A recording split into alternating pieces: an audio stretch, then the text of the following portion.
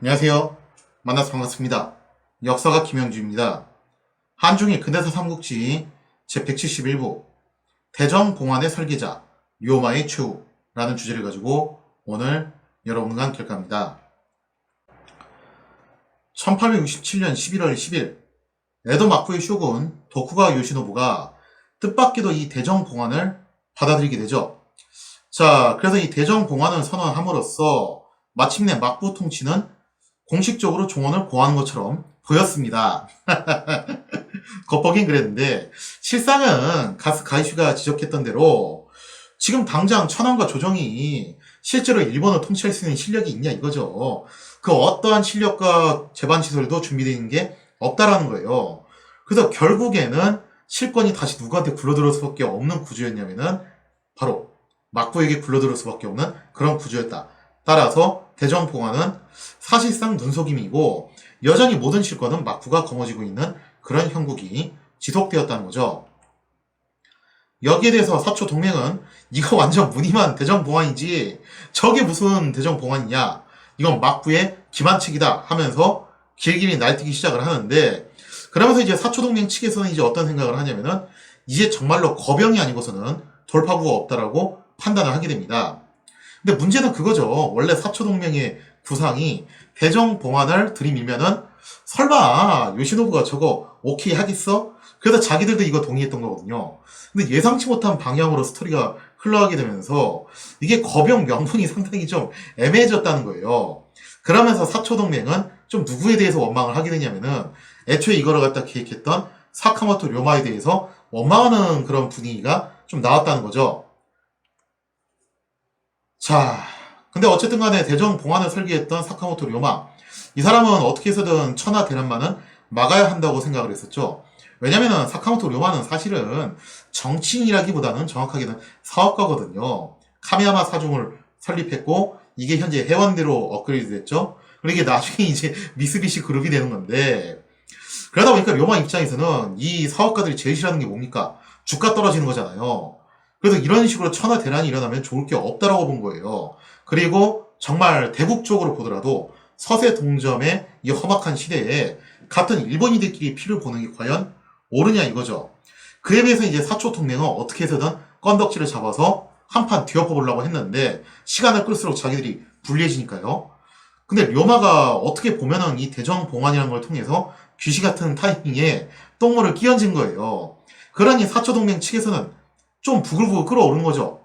아니, 저 사업가 양반이 그냥 평상시 하던 대로 돈이나 벌 것이지 갑자기 왜 여기에 끼어들어가지고 정치질이야? 좀 이런 생각을 할 수밖에 없었다는 거예요. 이랬거나 저랬거나 료마는 이참에 자신이 기획했던 선종팔책, 이것을 좀 더 가다듬어서 아예 그냥 쐐기골을 박아넣자. 그렇게 해서 사초동맹이 더 이상 무모한 행동을 하지 못하도록 묶어둘 필요가 있다라고 생각을 하게 됩니다. 그래서 료마, 어쨌든 지금 노리는 사람이 많죠. 사실 뭐 막부 측에서도 료마를 그렇게 달갑게 보지는 않는 사람들이 많아요. 막부 중에서도 이제 수권파 계열, 특히 이제 오구리 타다마사를 비롯했던 이 수권파 계열들은 애초에 대정봉환을 굉장히 강력하게 반대하는 사람들이었거든요. 그리고 또 이제 사초동맹에서도 좀 이제 미운털이 박힌 상태였기 때문에 료마는 당연히 이제 좀 몸조심을 해야 될 필요가 있습니다. 그래서 교토의 간장가게인 오미야에 투숙하면서 여기를 은신처로 삼아요. 그래서 여기 있다는 거를 자체를 갖다 몇 사람 몰라요. 그래서 여기를 은신처로 삼아가지고 차후에 진행될 신정부 구상에 대한 구체적인 계획을 가다듬는 일에 착수를 하게 됩니다. 사진에 보이시는 게 바로 그 오미야 은신처 방 모습인데, 이 오미야라는 건물이 지금은 현재 남아있지 않습니다. 지금은 터만 남아있다고 하죠. 이때 료마는 유건대 대장 나카오카 신타로하고 같이 자신의 생각을 좀 가다듬어서 새롭게 신정부 강령 8책을 수립해 나갑니다. 기존에 있었던 선종 8책의 업그레이드 버전이라고 볼 수 있겠죠. 그 중에서도 특히 료마가 강조를 했던 게 뭐였냐면은 선종 8책에서 제시했던 상하 의정국 설치에 대한 내용을 좀 더 구체적으로 가다듬어 나갔다는 거예요. 료마는 천하 공의를 받들어서 전국을 운영한다 라는 방침 아래에 의정국을 설치하자라고 했었죠.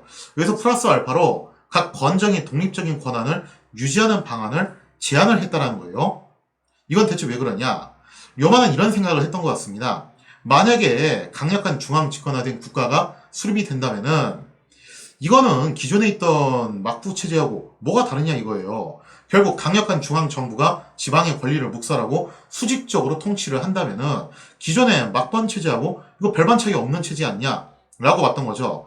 이런 점에서 료마는 확실하게 요시다 쇼인이 구상했던 일군 만민하고는 좀 뭔가 차이가 있는 그런 구상을 했던 것 같아요.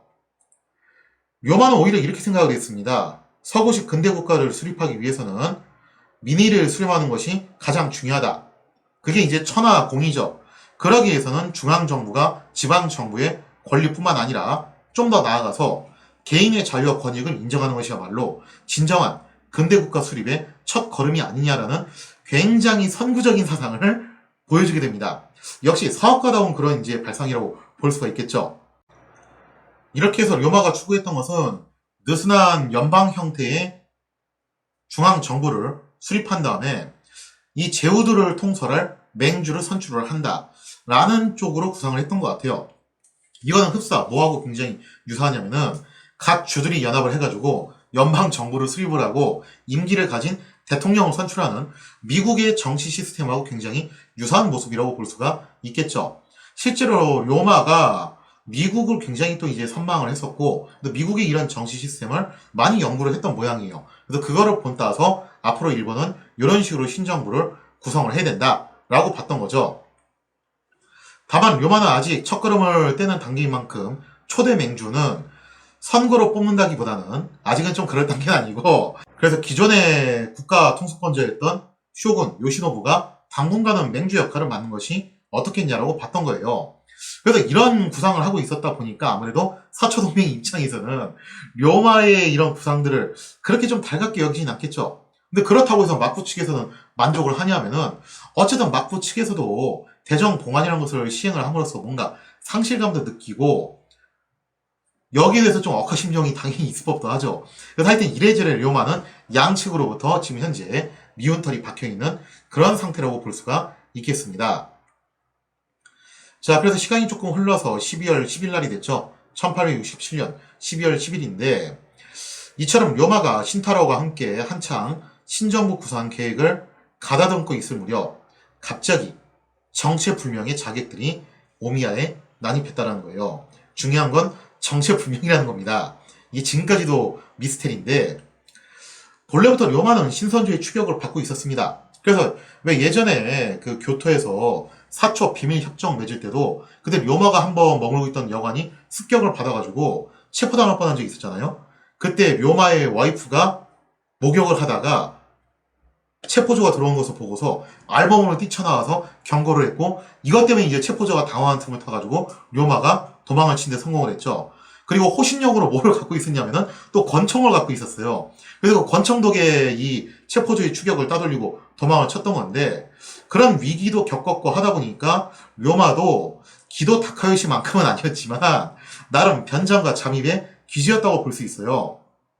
그래서 은신처를 정할 때도 굉장히 신중을 기해서 정했던 건데 어쨌거나 이번 대종봉황 건으로 료마는 신선조뿐만 아니라 막부 수권파 그리고 당장 전쟁을 일으킬 명분을 원했던 사초동맹 여기에다가도 이제 원한을 사게 됐던 겁니다. 그래서 료마의 목을 노리고 있는 사람들이 지금 굉장히 많아졌다는 거예요. 따라서 료마는 줄기차게 암살에 대한 위협을 받게 됩니다. 실제로 여기에 대한 경고도 여러 번 받아요. 이 때문에 료마는 어디를 은신처로 정했냐면은 이 간장가게 오미야를 은신처로 정했는데 왜 하필 여기였냐면 이 오미야가 토사번저 바로 맞은편에 있었다는 거죠. 그러니까 이 료마가 토사번 출신이고 토사번 참정이었던 고토 쇼지로가 료마의 후원자였죠. 그리고 이 료마의 건의를 받아가지고 토사번주 야마우치 요도가 대정봉환을 또 건의했던 거잖아요. 그렇기 때문에 료마의 생각은 뭐였냐면 혹시라도 이 오미야가 습격을 당하게 되면은 여기를 탈출해서 바로 맞은편이니까 토사번주로 도망을 치면 되겠다라고 그렇게 생각을 했던 겁니다. 하지만 어쩐 일인지 그토록 신중하기 짝이 없던 료마가 이번에는 자객들의 접근을 전혀 눈치를 못 채게 됩니다.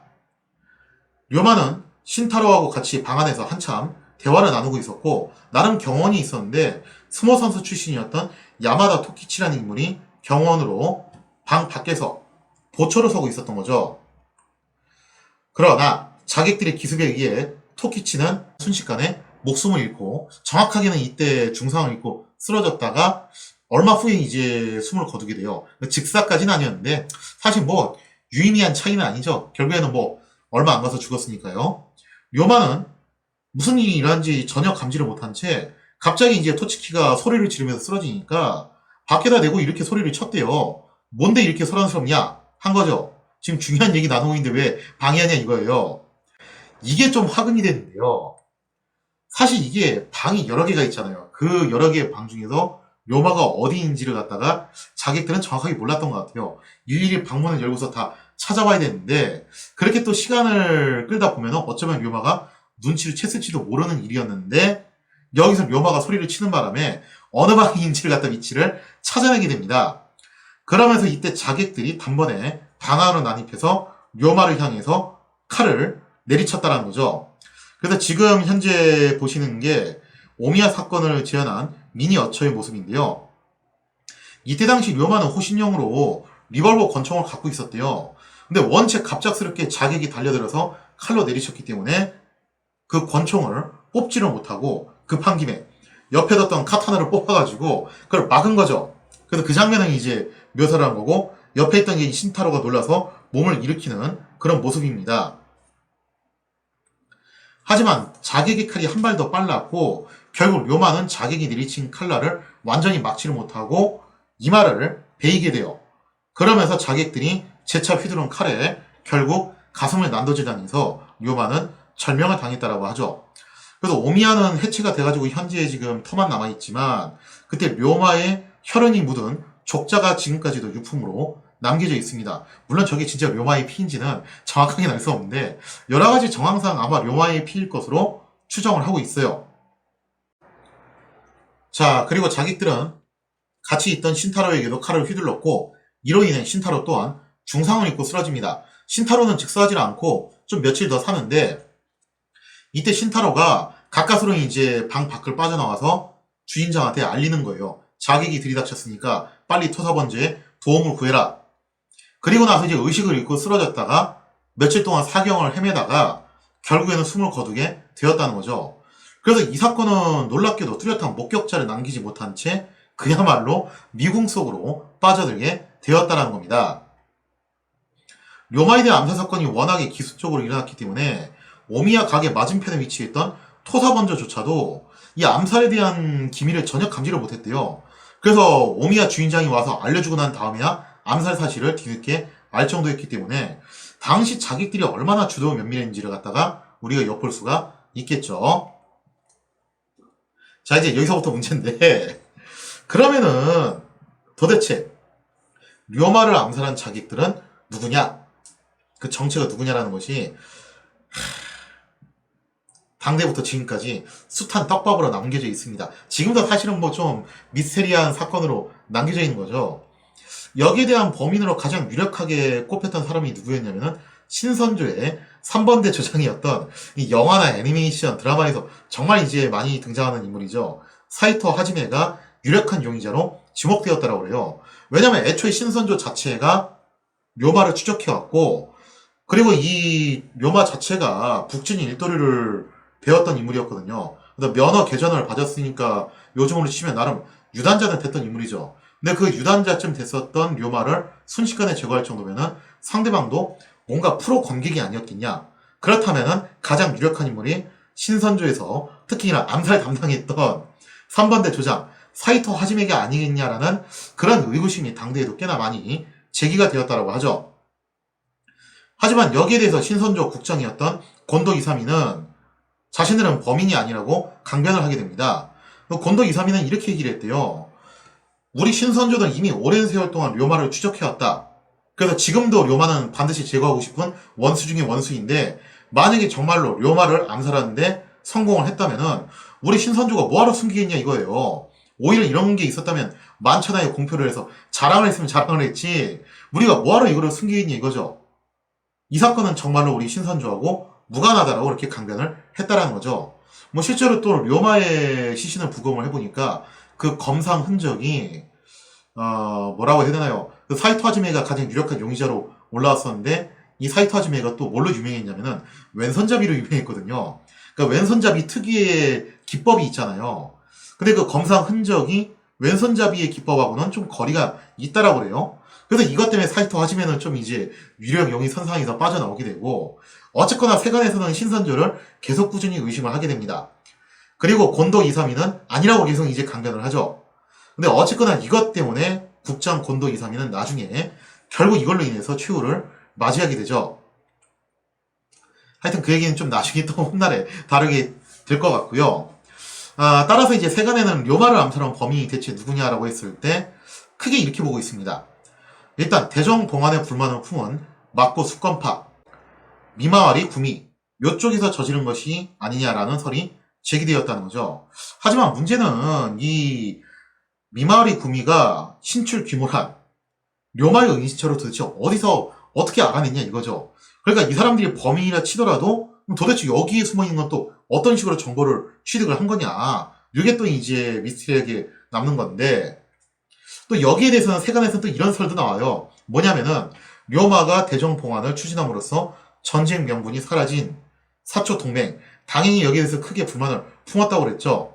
그래서 놀랍게도 이 사초 동맹 측에서 몰래 료마의 은신처에 대한 정보를 흘린 것이 아니냐. 본인들이 직접 료마를 제거한 건 아니겠지만 그 정도까지 막창으로는 안 했겠지만 어쨌든 료마의 은신처를 흘렸던 것이 아니냐. 사이고 다카모리나 오쿠보 도시미치가 배후에 있었던 게 아니냐는 설도 제기가 되었다는 거죠. 그래서 이 설을 차용해가지고 바람의 검 신선조라는 영화에서는 오쿠보 도시미치가 주도를 해서 료마를 제거한 걸로 그렇게 묘사를 하기도 했죠.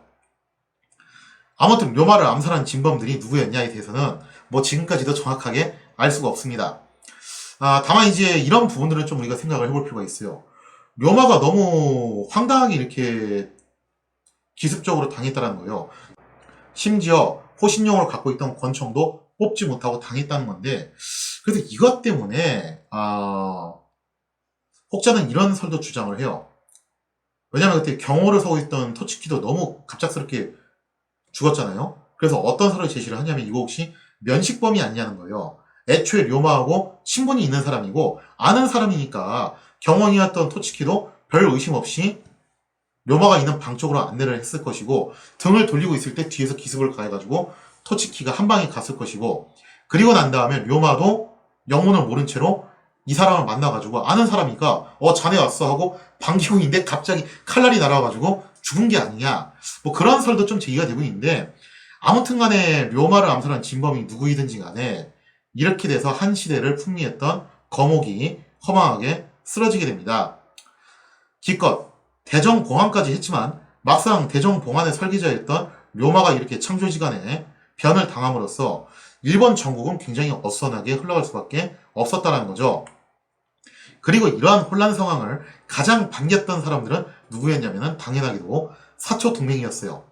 이 대정봉환을 통해서 자신들의 전쟁 드라이브를 제동을 걸고 회방을 놨던 그 회방꾼이 속 시원하게 사라진 거예요. 그러면서 이 혼란한 상황을 틈타가지고 사초동맹은 드디어 거병을 할 수 있는 타이밍을 만들 수가 있게 된 겁니다. 자, 사초동맹은 이번에야말로 이 기회를 살려서 반드시 막부를 무너뜨리겠다라고 다짐을 하게 되는데, 드디어 본격적인 사초동맹의 반격이 시작이 되는 거죠. 과연 사초동맹은 어떤 방식으로 막부를 향해서 토막 전쟁을 걸게 될 것인가? 거기에 대한 이야기는 다음 시간에 이어서 계속하도록 하겠습니다.